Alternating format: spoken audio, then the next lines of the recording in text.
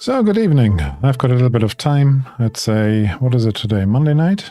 I think it's Monday night, isn't it? Yeah, I think so. I'm going to pour myself a little Ribena, and then I'm going to talk through the character creation and how it works on the new Foundry system for Dragonbane that came out. Patrik developed it, and it's currently out for Kickstarter backers, so you can't buy it yet, but I'm sure it'll come out soon. So I had to look previously at a general function overview, what's in it and how does it look, etc. So you can find that on my channel. But this time I just want to basically look at character creation, because that's where a lot of it comes together. So let me just make sure I maximize my screen space here. So what I've opened up is from the module. This is the core module, which has the rules in it, etc., etc. And that basically is the rule book here on the right. And I'm going to go to the section your player character. So before I do that, I just wanted to show you briefly which modules I currently have enabled. So in case something looks a bit odd, then you know why. The key ones here really are, this one doesn't work actually. Dice are nice, or prettier dice. Dragonbane core set, so I've got all the different rules reference materials in there, the rules, the items, etc. That's in there. Don't need most of this stuff for right now. The only other thing is quick inserts. So if I'm looking or searching for things later on, I'm going to show you that, hopefully, if I remember. That's basically what I'm using for that. And the rest is all not fully relevant right now. So, character creation. Now I assume that you're reasonably familiar with the character creation rules, but if not, basically it walks you through, so it's not a big deal. So I'm going to create an actor. I'm just going to call him new character for now, because we can roll some dice. And this is the character sheet you get. So it's an empty character sheet. This empty character sheet basically, yeah, well, it's pretty empty, but it has got the core skills and weapon skills populated. And I believe that's actually something that only happens when you have the core module active. Otherwise, you may have to configure these skills yourself. I might have that wrong. Kin abilities, heroic abilities, all of this stuff we have to fill in. And there's actually one little weakness in the sequence, so I might go away a little bit from the sequence that's outlined in the rules here. So the journal talks you through the whole process. There's a little bit here still of Swedish in there. But yeah, its first thing is to choose or roll for your kin. That's basically what this little remnant here is, but it's not a big deal. So choose or roll your kin, then your innate ability, profession, age, name, attributes, and this is actually the problem. I think the attributes should really by rights be before age, because age can modify your attributes, and therefore it's a bit annoying if you have to write down the modifications before you actually know what it is that you're modifying. Name, you can roll. Derived ratings is all automated. Train skills, we'll have to do that. Heroic ability depends on the class or the profession we roll. Weakness is optional, going to do that, doesn't take a lot of time. Gear, memento, appearance. So very nicely structured, 13 steps, just like in, I think it's the same number of steps as in Forbidden Lands, actually. So the first thing you have to do is kin. Now, the way Patrik has developed this is basically he's always embedded the tables here with a dice roller. You can find these tables over here in the rollable tables. Just move them rather than open them. But really, there's no need to go straight to these because you've got it all neatly arranged in the journal. So let's have a look. D12. It's a 12. Can you see that at the bottom left? That's another module, by the way. So 12, was it? I can put the chat bar open as well, so it's 12. 12. Good. 12 is a wolfkin. Now you can see here on the chat bar that there is this item already configured. So I can just grab it, put it onto my character sheet, and you can see kin has been updated and movement has been updated. So this is basically a bundle for this particular kin. You get movement, you get kin, and you actually get your ability, your kin ability as well. Hello, Mohammed. I'm doing the same thing today in German and English here. Now, today in the right slot, we're doing the English. So the next step is languages. I don't bother with languages for now. So find the kin, and we have a wolfkin, which is the last one on the list. Wolfkin, there we go. So the wolfkin, hunting instincts is the ability. It's listed here. It's also already on my character sheet here. So a little clue, if you right-click on these, it will display the information about it. If you left-click on it, it will use the ability.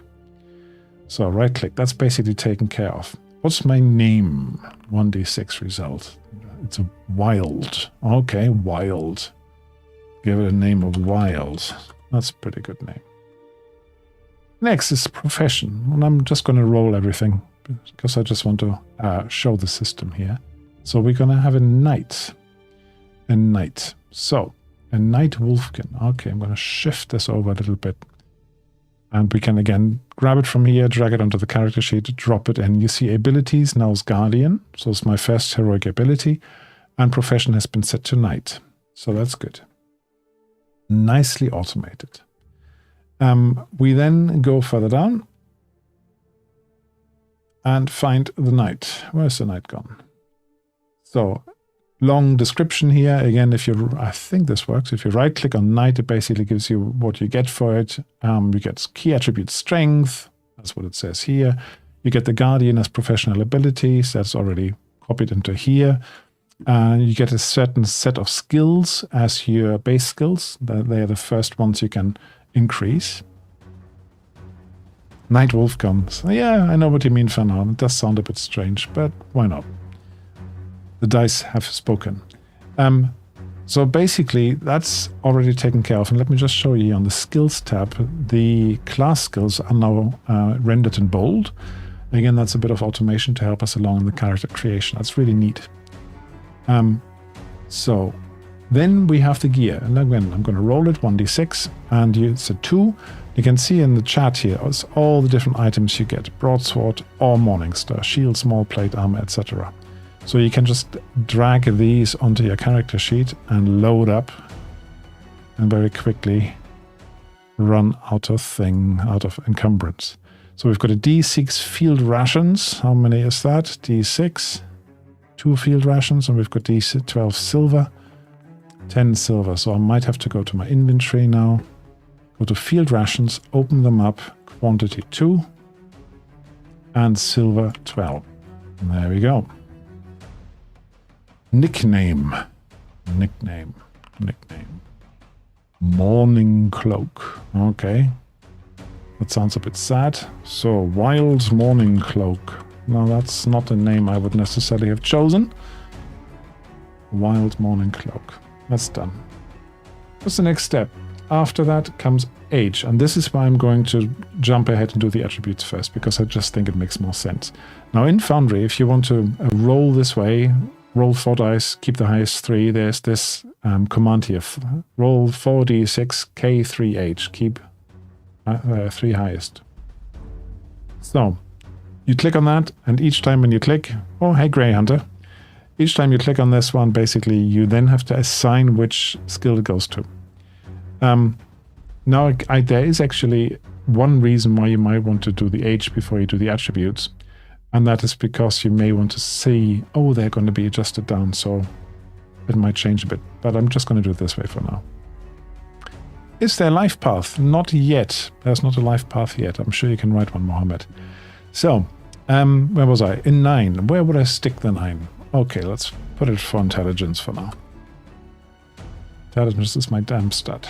So, next roll. Ooh, a 4. What could my 4 be?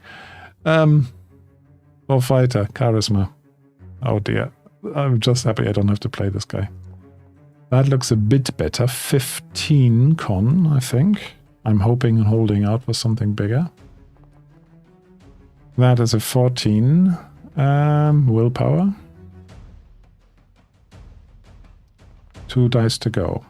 That's a 14. I'm chickening out. By the way, at the end you can swap 1 pair.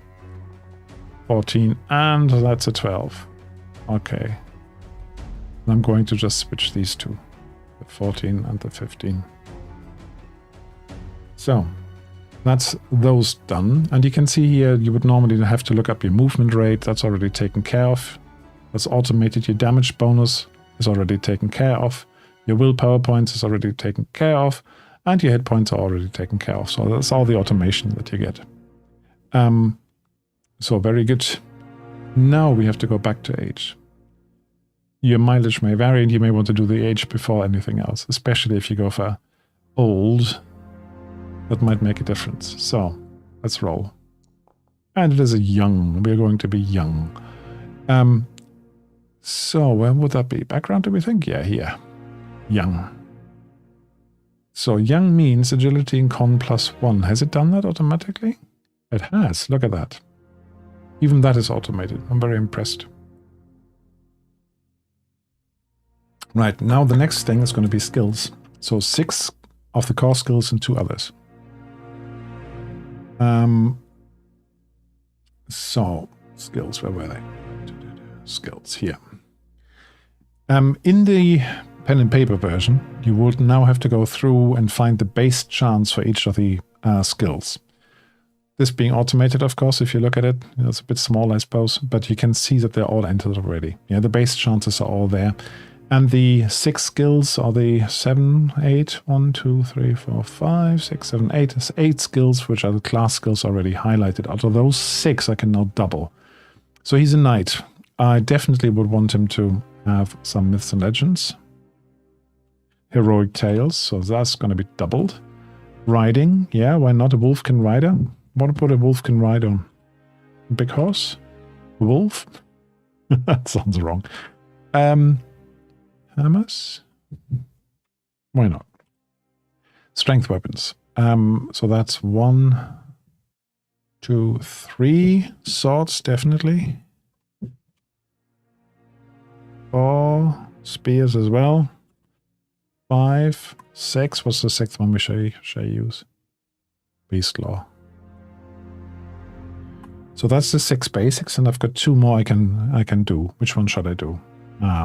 I think I need some sort of... I can throw spears, that's fine. Some sort of ranged weapon, I was just thinking. Evade could be useful. So I'm going to go for that. That's 1 and 1 more.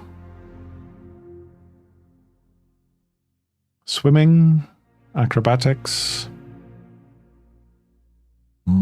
Acrobatics. As I said, I don't have to play this guy. So, that's the skills done. Heroic abilities, we already have one. And the heroic abilities that we have was Guardian, as this one here. Yeah, you can protect your friends, you can jump in between and take the aggro, essentially. So that's taken care of. Weakness. Optional rule, but we're going to do it. So, we're going to roll haughty. I look down on everyone I meet. Right. So, haughty, haughty, haughty. And I'm just going to copy that across. Copy that onto the background. Save it. Gear, we've done all of this, but the memento we need. Now, the memento is actually quite... Yeah, it is quite good, isn't it? Awareness, did I forget about awareness? Yeah, I'm completely unaware. Intelligence is quite low. You would make a better character, I'm sure. So, the way they've done or Patrik has done the memento is quite good, I think. So basically you get an item, and if I go to inventory here, you can see there's an entry for memento. So I can just drag and drop it. Now, it only allows you to have 1 memento at a time. So if I tried another one, bang, it would add it as a tiny item now. And if you wanted to create your own memento, basically you create an item, you just tick this box. That's how it knows that it's a memento. So, again, very clever. Encumbrance, how am I doing for encumbrance? Oh, easy so far. Oh, despite all the armor I've got. Plate armor. Oh, it doesn't count, does it? Worn armor doesn't count. So, appearance. We're almost there, guys. Almost there. Appearance is filthy. A filthy wolfkin. All right. I don't copy that. I can just type that. Filthy.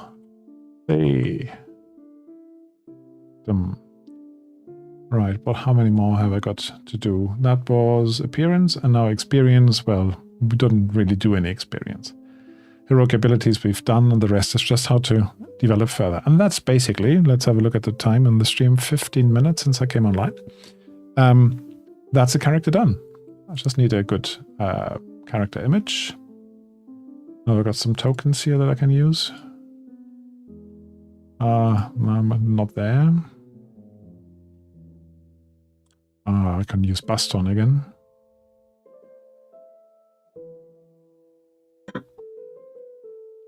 Yeah, these are just the official ones from the previous thing I ran. Custom Systems Builder. Let's use him. There we go. Done. So that's character creation. Any questions you guys got? Anything you want to know? You can see the plate armor's already put on automatically, including the Banes on Acrobatics, Evade, and Sneaking. So the skills that I have increased on this sheet here, they are pulled forward. So that on the front sheet, you've got the better skills and you've got your abilities. Now you can actually hide skills. You can say, I don't want to see Beast Law on the front page by just saying hide here. So if I then go to my hide is gone.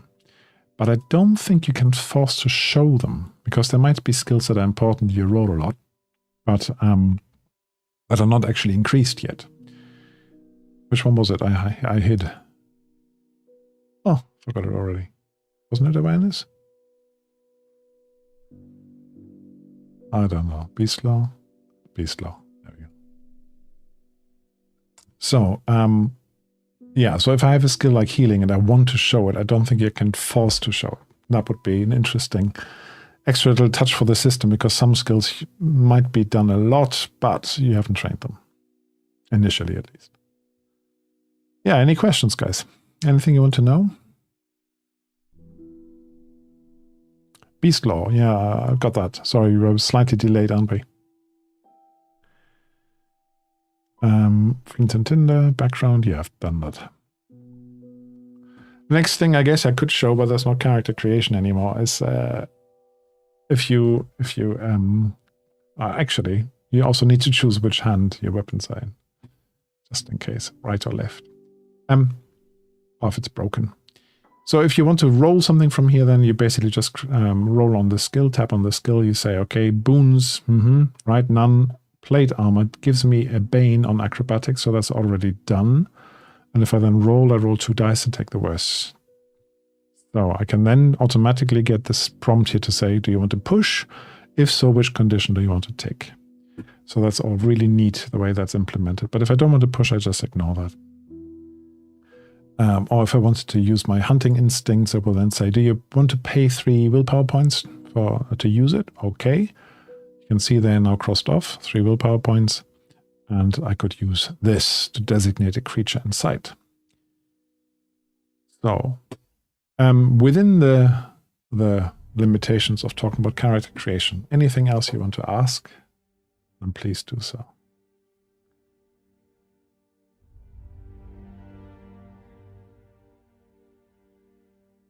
I could spend all my silver, right? One neat little thing, for example, if you wanted to say, I want to use not a small shield, but a large shield, with a quick insert module, control and spacebar gets this little search window. You can then just put shield in, and you can find the large shield from here. And you can just drag it from onto the character sheet. A really, really quick way rather than going through all the menus on the side. If you don't know that module yet, I highly recommend it.